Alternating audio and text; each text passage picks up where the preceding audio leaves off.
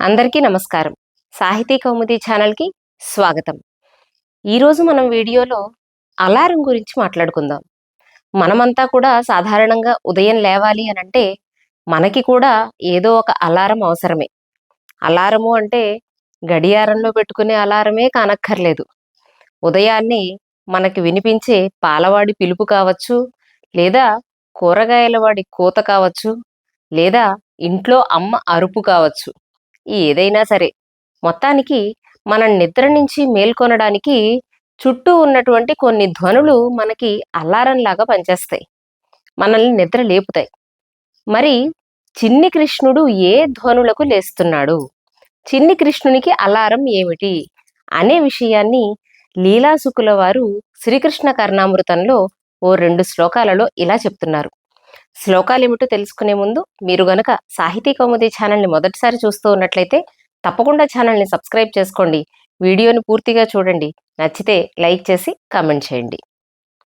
ఇక వీడియోలోకొస్తే చిన్ని కృష్ణునికి ఏది అలారంలా పనిచేసి ఉంటుంది అని ఒక్క క్షణం మనం వీడియోని ఒక 10 సెకన్లు పాజులో పెట్టి మనం ఆలోచిస్తే మనకి ఏమేమి ధ్వనులు వచ్చే అవకాశం ఉంది స్ఫురణకి అని ఆలోచిద్దాం. ఆ 10 సెకన్లలో మరి మనకేమి తోస్తుందో తెలీదు గానీ, లీలాసుకుల వారు అద్భుతమైనటువంటి ఒక అలారాన్ని ఆయన మనకి అందించారన్నమాట. శ్రీకృష్ణుని యొక్క భక్తిలో లీలాసుకుల వారు ఎంతలా లీనమైపోయున్నారు అనే విషయం మనం ఈ శ్లోకాలలో కూడా గమనించవచ్చు. శ్లోకాలేమిటో గమనిద్దాం. దధిమథన నినాదైః త్యక్త నిద్రః ప్రభాతే నిభృత పదమగారం వల్లవీనాం ప్రవిష్టః ముఖకమల సమీరైః ఆసు నిర్వాప్య దీపాన్ కబళిత నవనీతః పాతు గోపాల బాలః. ఇది ఒక శ్లోకం. ఈ శ్లోకంలో మొదటి పాదంలోనే శ్రీకృష్ణుని యొక్క అలారం ఏమిటి అన్న విషయం చెప్తున్నారు. దధిమథన నినాదైః త్యక్త నిద్రః ప్రభాతే. ప్రభాతే ప్రభాతే అంటే వేకువజామునందు, తెల్లవారుజామునందు శ్రీకృష్ణునకు దేనితో నిద్ర విడిపోతోంది, దేనితో తన నిద్రని వదిలేస్తున్నాడట అంటే దధిమథన నినాదైః. నినాదము అంటే ధ్వని. ఏ ధ్వనట? దధి మథన నినాదము. దధి అంటే పెరుగు. పెరుగుని చిలుకుతూ ఉన్న శబ్దం ఏదైతే ఉందో ఆ శబ్దంతో శ్రీకృష్ణుడు, చిన్ని కృష్ణుడు తన నిద్రను విడిచిపెట్టేస్తున్నాడట. త్యక్త నిద్రః. త్యక్తము అంటే విడిచిపెట్టడం. నిద్రను విడిచిపెడుతున్నాడు.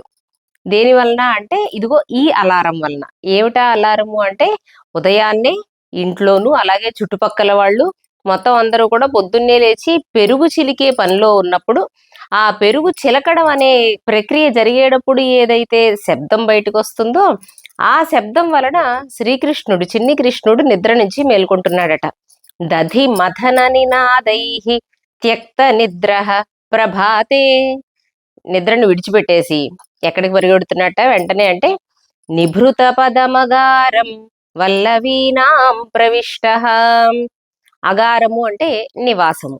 ఎవరి నివాసాలకు? వల్లవీనాం నివాసః అంటే గోపికల యొక్క, గోపకాంతల యొక్క నివాసాలకు ప్రవిష్టః ప్రవేశిస్తున్నట్ట. ఎలా ప్రవేశిస్తున్నాడు? నిభృత పదం. నిభృత పదం అంటే నిశ్చలమైనటువంటి అడుగులతో. అంటే దాని అర్థం ఎక్కడా అలికిడి లేకుండా, చడి చప్పుడు లేకుండా నెమ్మదిగా పిల్లిలాగా ఏ ఏ ఇంటి నుంచి తనకి పెరుగు చిలుకుతున్న ధ్వనులు వస్తున్నాయో ఆయా ఇండ్లకి తను నెమ్మదిగా అడుగులేసుకుంటూ వెళ్ళిపోతున్నట్ట. నిభృత పదమగారం వల్లవీనాం ప్రవిష్టః.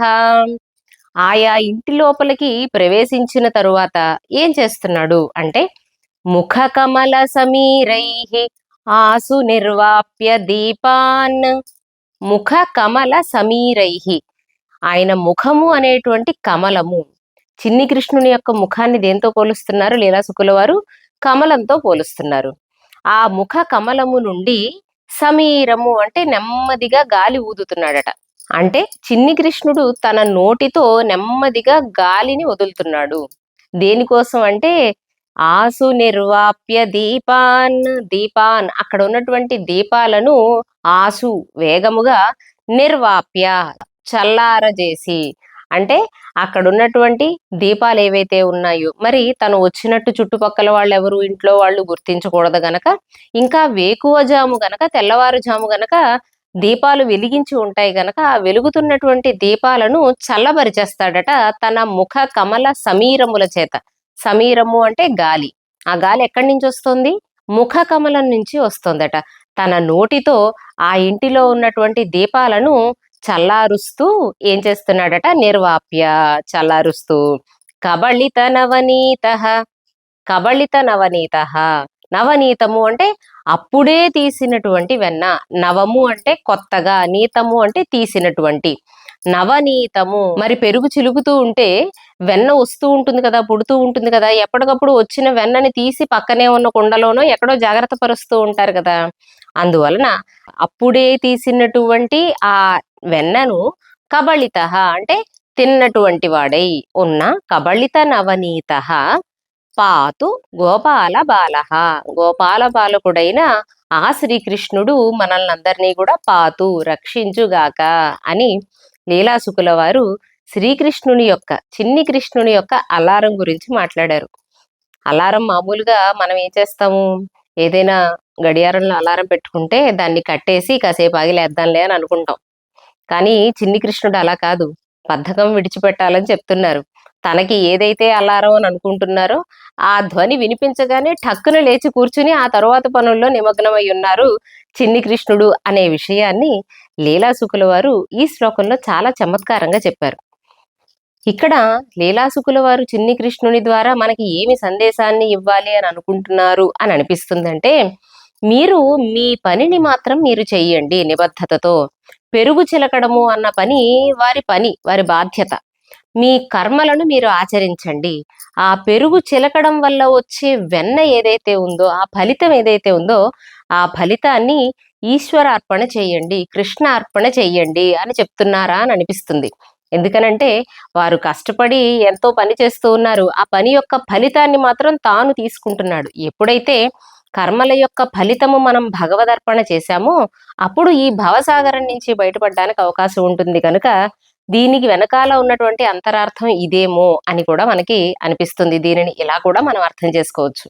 అలాగే మరొక శ్లోకంలో కూడా ఇదే అలారం గురించి మాట్లాడుతున్నారు. ఏమిటా శ్లోకం అంటే, ప్రాతస్మరామి దధిఘోష వినీత నిద్రం నిద్రావసాన రమణీయ ముఖారవిందం హృద్యానవద్యవపుషం నయనాభిరామం ఉన్నిద్ర పద్మనయనం నవనీత చోరం. ఇది మరొక శ్లోకం. ఈ శ్లోకంలో కూడా ఇటువంటి బాలకృష్ణుణ్ణి ప్రాతః స్మరామి, ప్రాతః వేకువజామునే స్మరామి, నేను స్మరిస్తున్నాను. ఎలాంటి కృష్ణుణ్ణి అట? ప్రాతః స్మరామి. ఎటువంటి కృష్ణుడు? దధి ఘోష వినీత నిద్రం. దధి ఘోష పెరుగు చిలకడం వల్ల వచ్చేటువంటి ఘోషము అంటే శబ్దం ఏదైతే ఉందో ఆ దధి ఘోషము చేత వినీత నిద్రం విడిచిపెట్టినటువంటి నిద్ర కలిగిన వాడెవరైతే ఉన్నారో అటువంటి బాలకృష్ణుణ్ణి, అంటే ఇందాక మనం చెప్పుకున్నట్టుగా పెరుగు చిలికే శబ్దానికి నిద్రను విడిచిపెట్టినటువంటి చిన్ని కృష్ణుణ్ణి ప్రాతః స్మరామి, నేను వేకువజామునే స్మరిస్తున్నాను.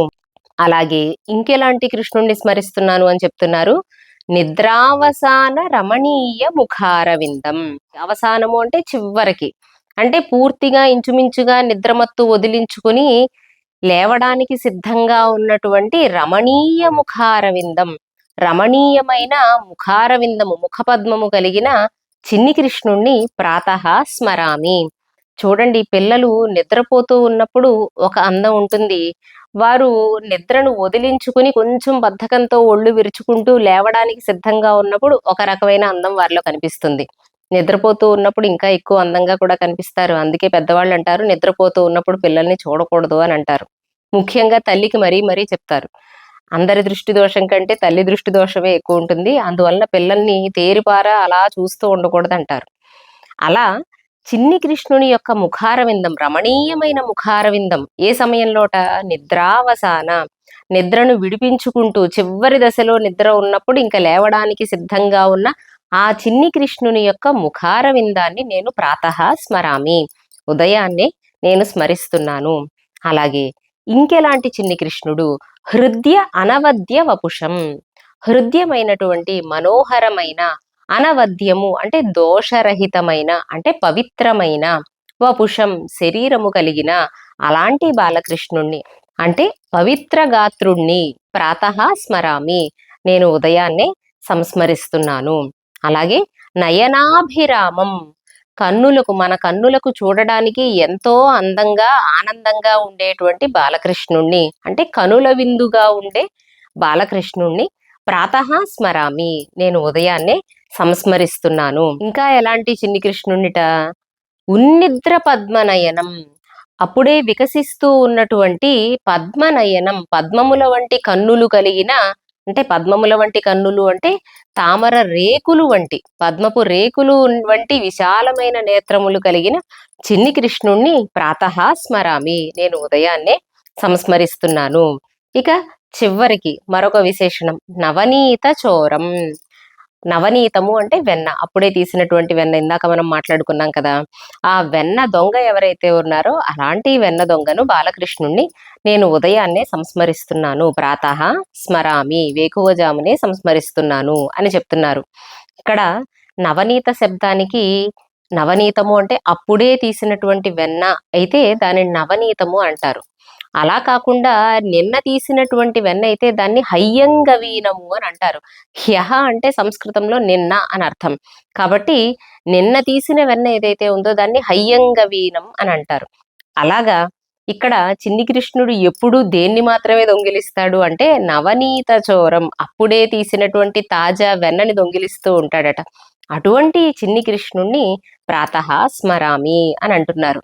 ఇలా చిన్ని కృష్ణుని యొక్క భక్తిలో ఆయన ఎంత ఓలలాడి ఉంటారు అనే విషయం కొన్ని కొన్ని శ్లోకాలలో మనకి చాలా ప్రస్ఫుటంగా కనిపిస్తుంది.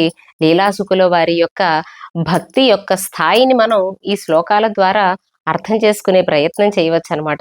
అందువలన ఇలాంటి శ్లోకాలలో వర్ణింపబడిన చిన్ని కృష్ణుడు మనల్నందరినీ కూడా రక్షించుగాక అని ప్రార్థిస్తూ, అలాగే అటువంటి భక్తి మనకు కూడా అలవడాలి, ఆ శక్తిని శ్రీకృష్ణుడు అలాగే లీలాసుకుల వారు మనకు అందించాలి అని ప్రార్థిస్తూ, శ్లోకాలు నచ్చితే తప్పకుండా వీడియోని లైక్ చేయండి. సాహితీ కౌముది ఛానల్ని సబ్స్క్రైబ్ చేసుకోండి. మరిన్ని సాహిత్యాంశాలతో మీ ముందుకు రావడానికి ప్రోత్సాహాన్ని అందించండి.